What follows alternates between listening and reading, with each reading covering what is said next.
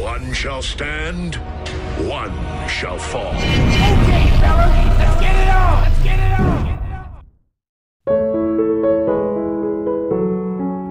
Halo sahabat Spot TV, selamat datang di channel olahraga yang mengulas dan menyajikan secara informatif dan inspiratif.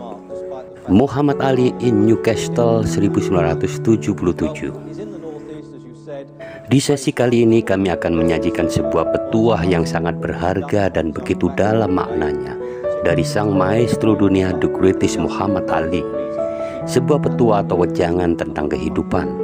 Apa, bagaimana, dan akan kemana kita nanti setelah kehidupan di dunia yang sementara ini. To greet again the heavyweight champion of the world, Muhammad Ali. Sahabat Spot TV, selamat menyaksikan.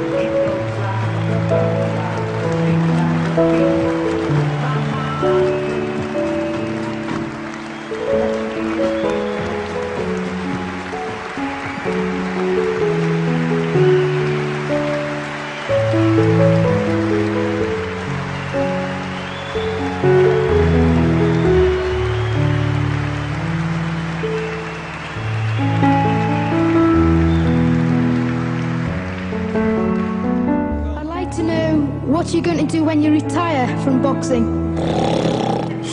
I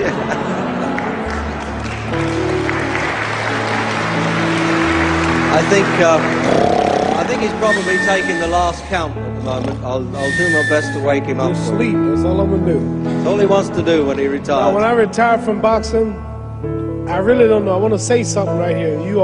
This might make you all think. So, life is real short. So you add up all your traveling, add up all your sleeping, add up all your school, add up all your entertainment, you've probably been half your life doing nothing. So what am I? I'm 35 years old. 30 more years, I'll be 65. We don't have no more influence. We can't do nothing much at 65. Your wife will tell you that. So what I'm saying, when you're 65, ain't too much more to do. So did you know I'll be 65 in 30 more years? In those 30 years, I have to sleep 9 years. I don't have 30 years of daylight. I have to travel back to America, take 6-7 miles. All my traveling, probably 4 years of traveling in the next 30 years. About 9 years of sleeping. Television, movies, entertainment, about 3 years of entertainment. Out of 30 years, I might have about 16 years to be productive. So it's how we can all break individual lives down. What am I going to do in the next 16 years? What's the best thing I can do? Get ready to meet God. Owning real estate, going in business, teaching boxers, that won't get me to heaven. How many here believe there's a supreme being, believe there's a God? How many believe there's some power that made the sun, the moon, the stars? How many believe that this stuff didn't just come out here? Somebody wiser than us made it. How many believe there's a God? How many believe there's not a God? All right. Believe there's not a God. All right.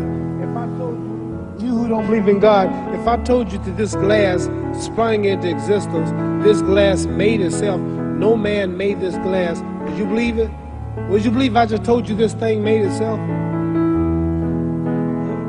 No. If I told you this television station popped into existence, it just, no man made it, you said Muhammad Ali's crazy. All right. Well, if this glass can't make itself, if I told you those clothes you have on wove themselves, nobody created them, those clothes made themselves, you wouldn't believe it. But if your clothes didn't make itself, if that glass couldn't make itself, if this building didn't make itself, then how did the moon get out there? How did the stars and Jupiter, Neptune and Mars and the sun, how did nature, how did all this come here if didn't know why is something planning to make it? So what I'm saying is, I believe we're going to be judged. Should a man like Hitler kill all the Jews and get away with it? Somebody should punish him. Maybe he get it, don't get it now, he get it when he died. In hell for eternity. So what I'm going to do when I get out of boxing is to get myself ready to meet God, because my plane might blow up. Don't planes blow up in this country sometime and crash? Don't people die every day? Not every day. It's a scary thing to think that I'm going to hell, to burn eternally forever. So what am I going to do? Reason I'm taking I'm explaining what you asked me a question. You ask me questions I can't just answer like that. When I get out of boxing or when I'm through, I'm going to do all I can to help people. That's why I remember Johnny Walker. Here's a poor man, came all the way to America. Here's a bunch of boys need some money, and somebody is calling me to help them. God is watching me. God don't praise me because I beat Joe Frazier. God don't give nothing about Joe Frazier. God don't care nothing about England or America as far as your wealth. It's all his. He wants to know, how do we treat each other? How do we help each other? So I'm going to dedicate my life to using my name and popularity, helping charities, helping people, uniting people, bring people bumming each other because of religious beliefs. We need somebody in the world to help us make peace. So when I die, if there's a heaven, I want to see it. Because we live how long? 80 years? The odds are everybody in this room, some of you are going to be dead 20 years from now. Some of you are going to be dead 50 years from now. Some are going to be dead 30, and some are going to be dead 60, 70 years from now. We all going to die soon. And if you live to be, say, 125 years old, which we don't do, right? Let's say we live to be 250, and you can have sex for 145 of those years. You're going to come to the end after that. So we don't have but about 80 years on earth. This is a test to see where will we spend our life in heaven or hell. This is not the life now. Your real self is inside you. Your body gets old. Some of you go to look at the fridge, you don't have no teeth. Your hair is leaving you. Your bodies get tired. But your soul and your spirit never die. That's going to live forever. So your body is just housing your soul and spirit. So God is testing us on how we treat each other, how we live, to see where our real home be in heaven. So this physical stuff don't last for so long. So my car, this building is going to be here when the man who built it dead. There have been many kings and queens of England. They're all dead. After this one is gone, another one will come. So we don't stay here. We're just trustees. We don't own nothing. Even your children are not yours. If you think I'm lying, your wife is not yours. You don't own your children. You don't own your family. So what am I saying? The most important thing about life is what's going to happen when you die. Are you going to go to heaven or hell? And that's eternity. How long is eternity? Let's imagine. Take the Sahara Desert. There's a lot of sand on the Sahara Desert, right? Then imagine that one grain of sand represents 1,000 years, and when you're in hell burning, when you die and go to hell, you're going to burn forever and ever, no end. How long is that? Give you an idea how long eternity is. Take the Sahara Desert, and I told you to wait 1,000 years. And every 1,000 years, I want you to pick up a grain of sand until the desert is empty. Okay, wait 1,000 years, pick up the first grain. Wait another 1,000 years before you get the next grain. Keep that up until there's no more sand in the desert. Whew. You know how long America's not but 200 years old. We got 800 more years to go before 1,000. So it just scares me to think that I'm going to die one day and go to hell. I'm on an airplane that might blow up. I'm always traveling. And to go to hell and God is going to judge my soul. The police, I might kill people. I might rob people. The authorities might not catch me. The FBI, Scotland Yard might not catch me. But when I die, somebody's watching me and keeping count. And I can't get away. And I'm going to burn forever and ever and ever. I'll go to heaven. So what am I going to do when I'm through fighting? I only have 16 years to be productive. Get myself ready to meet God and go to the best place. Don't that make sense? Thank you.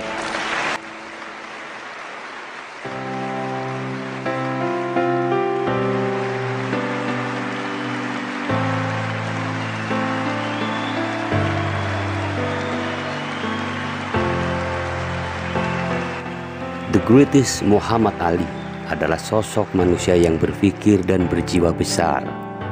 Dia selalu menebar dan menyampaikan pesan kebaikan kepada sesama manusia agar selalu berbuat baik, saling tolong-menolong dalam kebaikan, menjaga perdamaian, semata-mata untuk sebuah tujuan yang mulia, yaitu akan kemana kita nanti setelah kematian kelak akan menjemput kita semua, untuk menemui Sang Maha Bijaksana, Tuhan yang Maha Esa. Semoga kebaikan yang telah ditebarkan oleh Muhammad Ali akan menjadi kebaikan bagi umat manusia dan menjadi kebaikan jariah yang tak akan putus bagi Muhammad Ali. Sahabat Spot TV yang budiman, Sejenak mari kita panjatkan doa agar saudara kita Muhammad Ali diampuni segala dosa-dosanya dan diterima segala amal ibadahnya, serta ditempatkan di tempat yang mulia di sisi Allah Subhanahu wa Ta'ala. Al-Fatihah. Amin.